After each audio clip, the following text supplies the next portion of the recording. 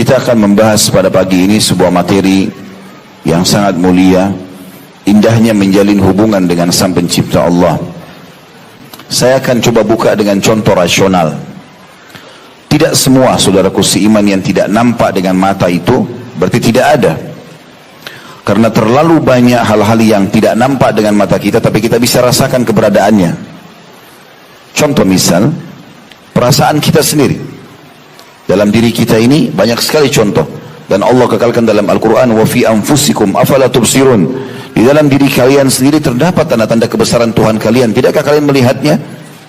Contoh masalah perasaan, kita suka, sedih, marah, benci, lapar, haus, ngantuk, ya.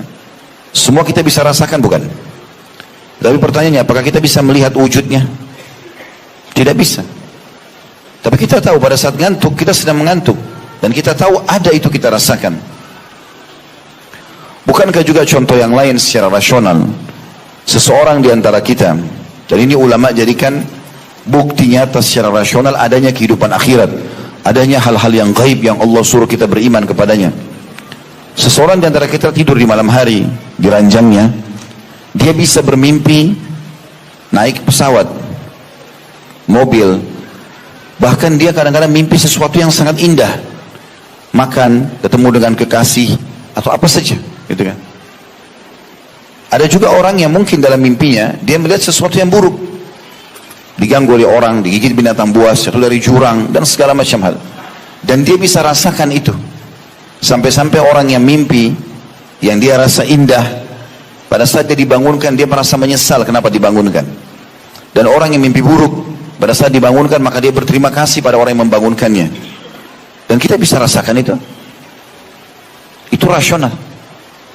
Artinya beriman kepada Allah Subhanahu wa taala walaupun tidak nampak, maka sudah cukup buat kita dengan tanda-tandanya.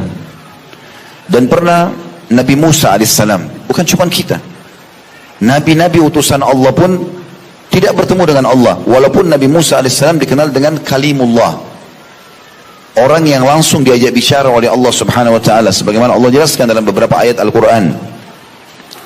Nabi Musa alaihissalam tidak pernah melihat Allah Subhanahu wa taala. Terbukti dalam Al-Quran Allah sebutkan itu. A'udzubillahi minasyaitonirrajim. Musa berkata, Rabbi arini anzur ilaik. Wahai Tuhanku, izinkan aku melihatmu. Karena selama ini ada perantara Jibril alaihissalam. Maka Allah Subhanahu wa taala mengatakan, kau tidak mampu melihat wahai Musa. Tapi kalau kau masih penasaran, lihatlah ke gunung-gunung itu. Fa in istaqarra makanahu fasawfa tarani. Kalau seandainya gunung-gunung itu mampu menampung kedatanganku, kau akan bisa melihatku. Falamma takhamma rabbul jabal ja'alahu dakka. Pada saat Tuhannya Musa mau datang, maka jadilah gunung-gunung tersebut hancur lebur semua. Wa kharra Musa sa'iqa, dan Musa tiba-tiba pingsan. Falamma afaqa, pada saat dia bangun, qala inni tubtu ilaik, dia mengatakan aku tobat kepadamu ya Allah.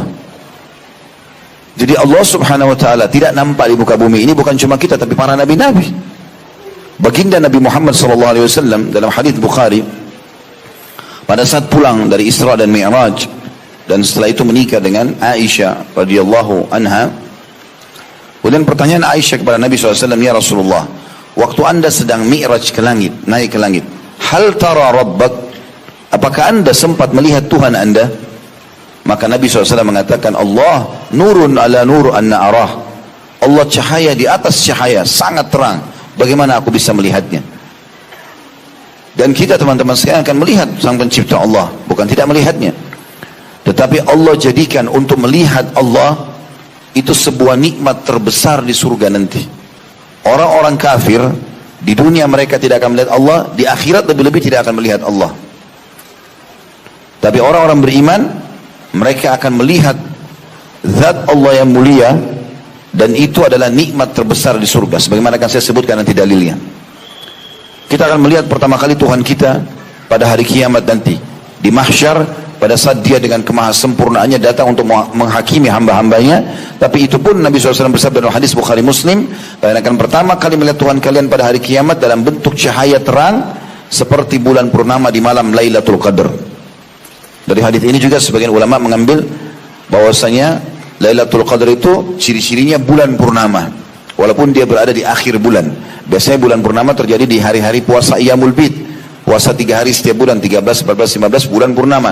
Tapi ini akan terjadi di akhir bulan, karena 10 terakhir Ramadan. Tapi pada saat itu orang belum melihat zatnya Allah yang mulia. Di dalam hadis Bukhari yang lain, baginda Nabi SAW bersabda, kalau seandainya ahli surga sudah semuanya masuk ke dalam surga, tidak ada lagi ahli surga di neraka, karena nanti akan ada orang masuk surga langsung tanpa hisab. Semoga insya Allah kita termasuk ini. Ada orang ditimbang dulu amalnya, kalau amal baiknya lebih berat ya, daripada amal buruknya, baru masuk surga, tapi tetap ada hisabnya. Dan ada juga orang yang masuk ke neraka dulu dari orang-orang beriman karena dosanya lebih berat daripada pahalanya. Setelah bersih mereka akan masuk ke dalam surga. Dikenal dengan dalam hadis yang sahih, utaqaur rahman, orang-orang yang telah Allah bebaskan dari api neraka. Dan ada orang yang kekal di api neraka, naudzubillah, orang kafir, musyrik, dan orang munafik. Orang-orang mukmin yang masuk dalam neraka dulu dibersihkan dosanya dikenal dengan istilah usatul mu'minin, orang-orang beriman yang bermaksiat. Maka Nabi SAW bersabda dalam hadis ini, kalau seandainya seluruh orang-orang beriman telah masuk dalam surga, di sini masuk di dalamnya adalah orang-orang yang tadinya disiksa dulu di neraka dan sudah dikeluarkan semua. Di neraka tinggal orang-orang yang kekal saja, orang musyrik, orang kafir, orang munafik. Kata Nabi SAW, Allah akan berkata kepada ahli surga, wahai ahli surga, apakah kalian telah puas dengan apa yang aku berikan? Maka ahli surga mengatakan, ya Allah, nikmat apa lagi yang kami inginkan setelah Engkau menyelamatkan kami dari neraka dan kami masuk ke dalam surga. Sebagian ulama menjelaskan masalah ini karena ahli surga bisa setiap saat melihat ke neraka agar mereka selalu bersyukur kepada Allah. Sebagaimana ahli neraka bisa melihat surga dari jarak yang jauh agar mereka selalu menyesal. Ahli surga berbahagia sekali karena mereka melihat diri mereka selamat dari api neraka. Mereka mengatakan, ya Allah, nikmat apa lagi yang kami inginkan setelah Engkau selamatkan kami dari neraka dan kami masuk ke dalam surga. Maka Nabi SAW mengatakan pada saat itu Allah mengangkat hijabnya, pembatas antara dia dengan hamba-hambanya. Maka serentak seluruh ahli surga melihat zatnya Allah yang mulia untuk pertama kalinya. Dan pada saat itu serentak mereka semua mengatakan, ya Allah, tidak ada nikmat mengalahkan melihat wajahmu yang mulia. Maka Allah jadikan melihat zatnya Allah yang mulia itu di hari kiamat nanti hanya untuk ahli surga, dan itu puncak nikmat ahli surga. Maka Allah pun memperlihatkan dirinya kepada hamba-hambanya ahli surga setiap pagi dan petang.